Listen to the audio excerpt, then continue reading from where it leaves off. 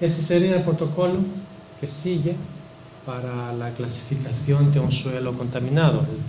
La primera fase ya la he mencionado, que es la fase de inventario. Después pasa a la fase del suelo sospechoso. Cuando se hace una visita al campo, se mira, es más visual que de investigación, no se sacan muestras. Y una vez pasado a se pasa a la fase de suelo potencialmente contaminado. Aquí sí que se hace un muestreo y se manda al laboratorio, y si hay indicios de contaminación, ya se declara el suelo potencialmente contaminado y entra en una investigación detallada con un análisis de riesgos.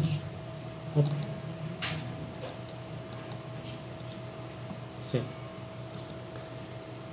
Y el análisis de riesgos consiste en definir las posibles vías de movilización, cómo contamina ese contaminante el suelo. Después, las vías de exposición a los posibles receptores y la identificación de los posibles receptores. Ya en la fase anterior ya hemos conocido los potenciales fuentes de contaminación y los medios afectados. Con esto se hace un análisis de riesgo. Ya vemos aquí que entran los parámetros concentración, exposición y toxicidad del contaminante, y se determinan los niveles de riesgo aceptable o no aceptable. Esa definición o determinación de niveles de riesgo se basa en el concepto de niveles genéricos de referencia. Niveles genéricos de referencia son los valores que vemos aquí, unas concentraciones permitidas para ciertos usos, para los 3 usos que vemos aquí. Por ejemplo, para el tolueno, que uno de los contaminantes que hemos visto, la cantidad o la concentración permitida para este uso sería 0,3. O sea, si yo quiero que ese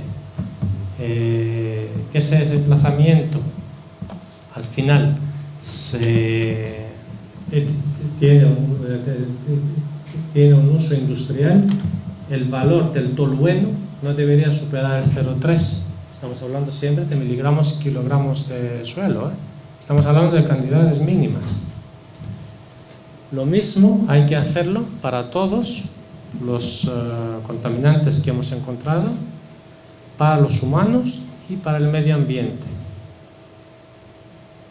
En términos de investigación, también en términos de la descontaminación.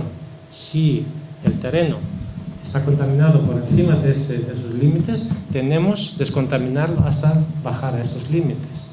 Por eso, antes de hablar de uso posterior, hay que pensar también en los contaminantes. A lo mejor ni siquiera es posible llegar a esos contaminantes porque los procesos de descontaminación no llegan, o resulta muy caro. Hay que decir que una descontaminación de un terreno contaminado cuesta un pastón, es una burrada. Estamos hablando de años limpiando terreno, suelos y aguas, y a veces ni siquiera llega uno hasta allí porque no ha encontrado un punto que le sigue contaminando. Por lo tanto, es complicado y muy caro. Bueno, después, una vez definido todo esto, el suelo se declara contaminado o alterado. Contaminado si está por encima de los límites. Si está por debajo de los límites, tiene cierta contaminación, pero como no supone un riesgo para la población, es solo alterado, porque se han alterado sus propiedades físicas, químicas y geológicas. Por eso la clave de todo esto para mí está aquí, es el límite. Y el límite es una cuestión, claro, en esas listas, esa tabla que vimos, está la Organización Mundial de Salud, por lo tanto es algo serio, no lo define un político en el Parlamento, sino lo han definido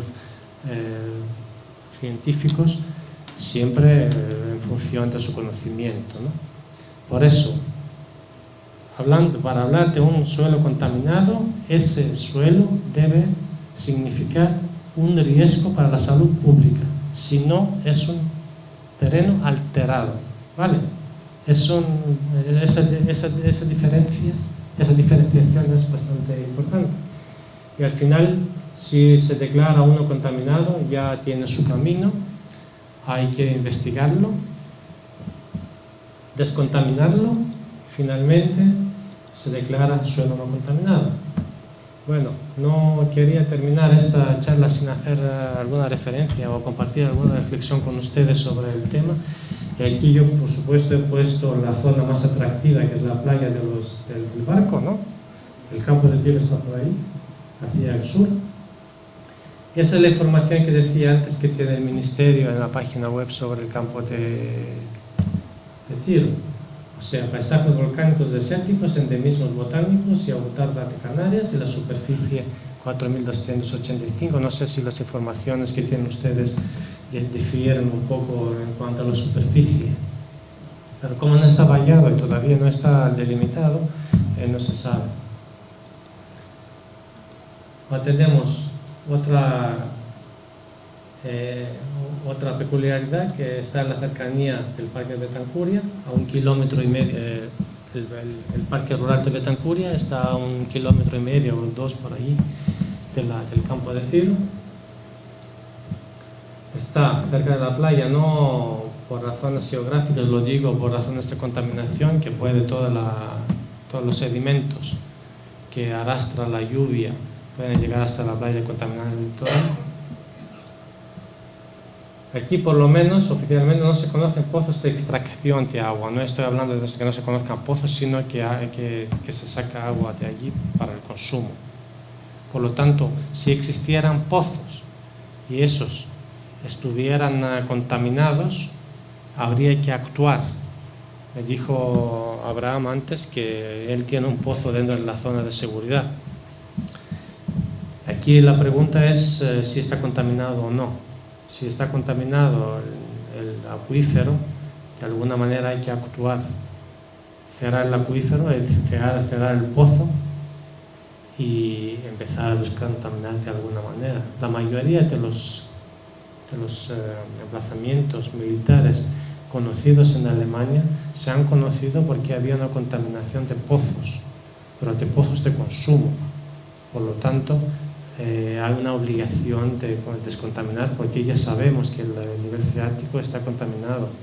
Por lo tanto, no se actúa si no hay indicios bastante serios y demostrables.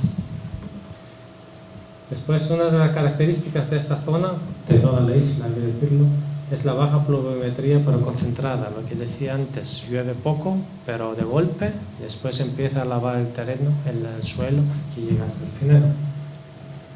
Los materiales son bastante impermeables, aún la mayoría no lo crea. Hablando con la hidrogeóloga de la empresa, me decía, cuando le pregunté por la permeabilidad del terreno, porque decía que hay que filtrarse el agua, lavar el contaminante para llegar a los acuíferos, se necesita una permeabilidad del terreno. Me dijo, todo es bastante impermeable porque está encalichado. Tiene esa zona blanca que vemos en la superficie, el caliche, es una peculiaridad en Canarias, es bastante impermeable, por lo tanto hay más arrastre superficial que filtración, porque para que el contaminante llegue hasta las aguas subterráneas necesita agua, tiene que ser soluble y tiene que perforar penetrar hasta el acuífero. Y finalmente tenemos el drenaje superficial muy denso, pero ya lo vemos ya en los barrancos y no hace falta comentar más.